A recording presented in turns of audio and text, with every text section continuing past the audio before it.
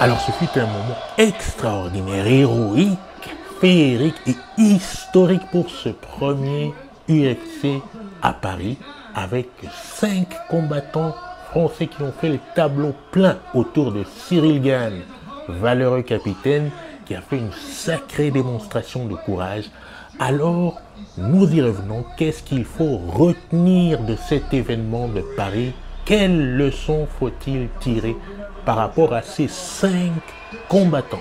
Bonjour, je suis Jean-Pierre Moumba, le spécialiste de tes relations plus épanouies au quotidien. Ici, c'est la chaîne de la considération, du respect, de la bienveillance, soutenue par un langage, bien entendu, approprié. Alors revenons donc sur cet événement par rapport à nos 5 combattants. Que faut-il retenir de cette UFC de Paris?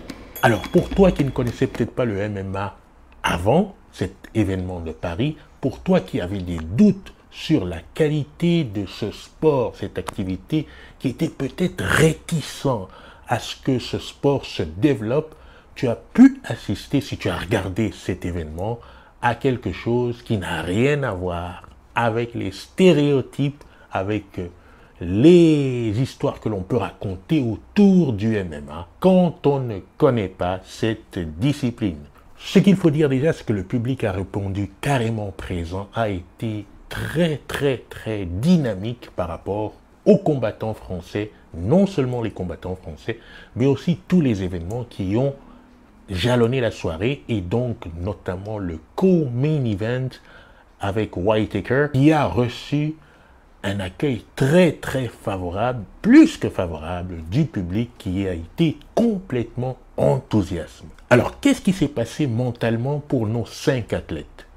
Eh bien mentalement, quand on prend Benoît Saint-Denis, qui s'est marié il n'y a pas longtemps et qui s'est cassé le petit orteil il n'y a pas longtemps non plus, qu'il a dû faire opérer, ça a été quelque chose d'assez particulier pour lui. Comme il le dit en post-fight, il a fallu gérer, être dans le moment présent à chaque fois. Alors comment ça s'est passé pour William Gomis? Il a dit qu'au début, ça allait très bien, mais juste à quelques encablures de la cage, il a senti cette pression, et puis la minute première de match, il n'était pas vraiment dedans. Puis après, il est rentré dans le match naturellement, et ça a donné ce que ça a donné jusqu'à la fin où il a dû se sortir vraiment au mental de ce triangle dans lequel il était bien coincé. Quant à Fares Ziam, il avait l'air complètement engagé dans sa bataille mentale. On n'a pas vu des choses déborder. Je l'ai vu souvent sortir des attaques au sol très bien menées par son adversaire qui a plusieurs fois failli lui prendre en clé de bras. Nassourdine, c'était un peu différent. Il y a eu beaucoup de trash talk et il est rentré vraiment serré émotionnellement. Il était dans tous ses états émotionnellement. Ça s'est vu dès le début du match. Et d'après les spécialistes d'ailleurs, il n'a pas vraiment joué son jeu. Il a gagné bien sûr son match, mais il n'a pas joué tel qu'il sait le faire d'habitude à cause de cette surcharge émotionnelle due au trash talk qui était le propos de son adversaire avant le match. Quant à Cyril Gane, il a montré souvent bien avant. Quant à Cyril Gane, il a montré avant le match qu'il était quelqu'un de posé, qu'il était quelqu'un de pondéré, qu'il prenait les choses avec mesure, et ça a été le cas aussi quand il est entré dans l'arène.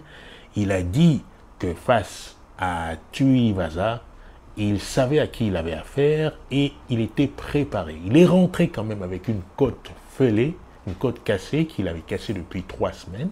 La pression du public, il a ressenti quelques minutes juste avant lui aussi de rentrer dans la cage, mais tout de suite, il s'est mis dans le bain pour effectuer son match. Alors, concernant l'aspect technique, on peut dire que pour Benoît, il a été très dominateur du début à la fin. Ça s'est passé vraiment sans problème parce qu'il a dominé les échanges du début à la fin. Du côté de William Gomis, ça a été des échanges plutôt assez équilibrés. Il a pris de l'avantage, notamment en montrant un petit peu sa lutte, en emmenant souvent au sol, jusqu'à cette fin où il a dû se sortir du triangle pour compléter son avancée au vu des juges par rapport à la décision finale. Cyril Gane, dans ce match, a présenté 2 versions de lui. Une première version que nous connaissons tous, à savoir celui du combattant qui sait gérer la distance, qui prend de la mesure et qui contre. Jusqu'à ce qu'arrive cet événement incroyable où il a reçu ce coup qui l'a mis à terre. Il a dû se relever au courage, au mental pour sortir une version de lui nouvelle, celle du Cyril qui avance, Cyril qui n'a pas peur de prendre des coups et qui va montrer de l'agressivité envers son adversaire.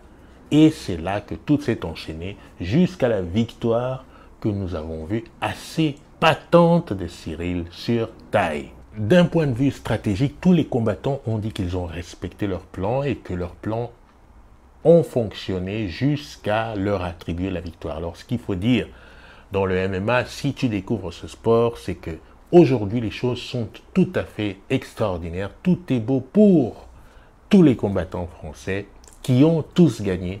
Mais la réalité du MMA, ce n'est pas toujours que des victoires. Et donc, le message est ici pour toi de savoir que les combattants méritent le soutien, qu'ils soient victorieux ou non. C'est d'ailleurs le cas pour tous leurs adversaires du jour, c'est-à-dire ceux qui ont perdu contre nos Français, restent aussi des valeureux combattants, notamment Tai Tuivasa. Et on a vu le signe très fort de Cyril Gallien en fin de combat qui demande à tout le public d'ovationner Tai Tuivasa pour le guerrier et surtout le bonhomme que c'est. Il a tenu à le souligner et ça, évidemment, dans la chaîne des relations plus épanouies, c'est quelque chose que je tiens à relayer.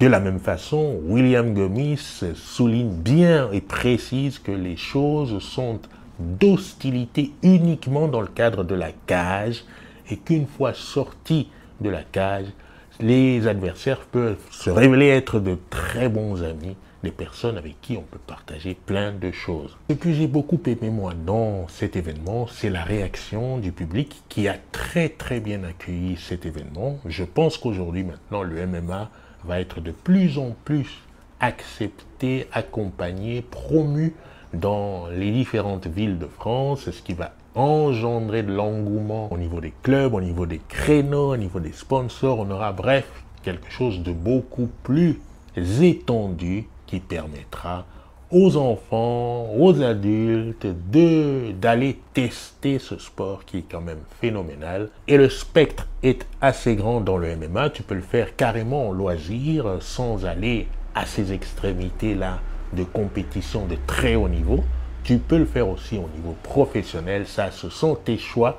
Comment ne pas remercier aussi les pionniers qui travaillent depuis des dizaines d'années dans l'ombre, qui ont dû aller combattre en cachette, qui ont dû faire des événements dans l'illégalité et suivre leur carrière dans l'anonymat complet. Aujourd'hui, les fruits sont là. Chapeau à vous, messieurs. Je pense notamment au Cyril Diabaté et toutes les personnes dans l'ombre qui ont essayé de mettre ce sport en avant. En tous les cas, le sport de combat reste quelque chose de très fascinant. Le MMA en est la version la plus aboutie aujourd'hui. Et si tu veux t'entraîner dans un club, choisis-le avec minutie. Préoccupe-toi de la structure, bien sûr, de la compétence des enseignants et évidemment, fais attention à la sécurité. Ménage-toi parce que le plaisir l'emporte sur tout le reste. Et tant qu'à faire, qu'il en soit ainsi dès le début pour toi. Encore une fois, chapeau à nos champions, les 5 Français qui ont réalisé le tableau plein. Et maintenant, il s'agit pour tout le monde et pour toi aussi de retourner tout simplement à l'entraînement. Et moi, je te dis à la prochaine vidéo.